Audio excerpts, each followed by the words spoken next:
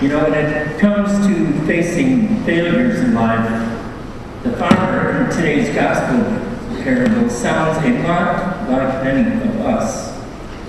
We work hard and only sometimes succeed. Most of the best things that we give to others are not always well received by them. Most of what we want to plant in the lives of those around us doesn't take. It doesn't become rooted or permanently planted in their lives. All of us have had to deal with failures, those areas where the best we've given to others comes up lacking, falling short of our hopes, our dreams, and our great expectations. There are some biblical commentators who suggest that the parable of Jesus we've just heard was autobiographical. That may well be true. Jesus certainly had to face a whole lot of apparent failure. He knew full well the pain of failure. He was born and raised in Nazareth, and his hometown folks rejected him. His own Hebrew countrymen rejected his message. His hand-picked 12 apostles, well, one of them sold him out for 30 pieces of silver, and the other fled when he was crucified. Peter wasn't too swift to take his message to heart. Thomas was a doubter, and the others weren't much better. Elijah, long before Christ, along with Jeremiah and other prophets as well, were notably failures, most of them being taken outside the walls of Jerusalem and then stoned to death. I know up to this point my remarks all sound terribly dismal and discouraging.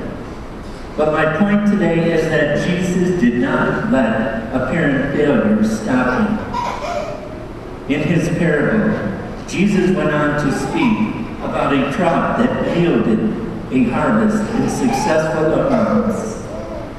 Some yields bringing great successes. Today's gospel parable is not a downer. It is a celebration. It is a story of hope, not despair. Crisis is made up of both danger and opportunity. True, there are evils that surround us, but many of those evils are slowly being overcome. God is at work among us, bringing good out of evil. In the hands of God, the slightest good can be multiplied to feed thousands if we do our part and then turn the results over to God's care.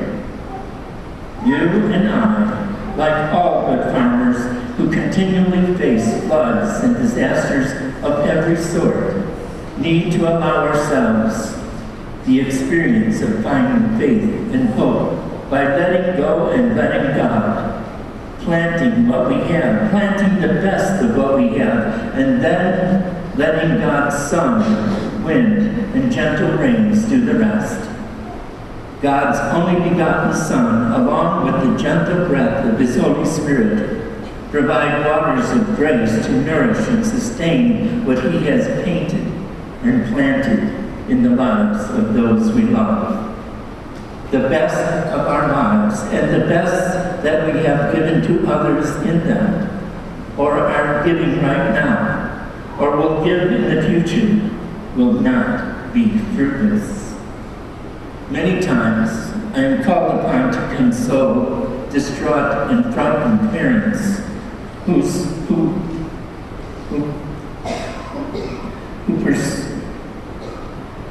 poured out all their love and faith into their children, taught them the Catholic faith, and sent them to religious education classes or to Catholic schools, only to have them as adults leave our church and go elsewhere, many times to a type of religion that requires little, if any, faith, but which gives good feelings.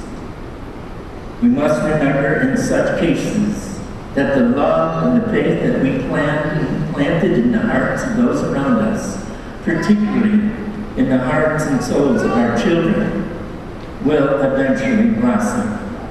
The hopes and dreams that we have planted in others, even when they seem to be buried under too much dirt, will germinate, grow, and yield a harvest of some extent, even if our efforts do not appear to be successes.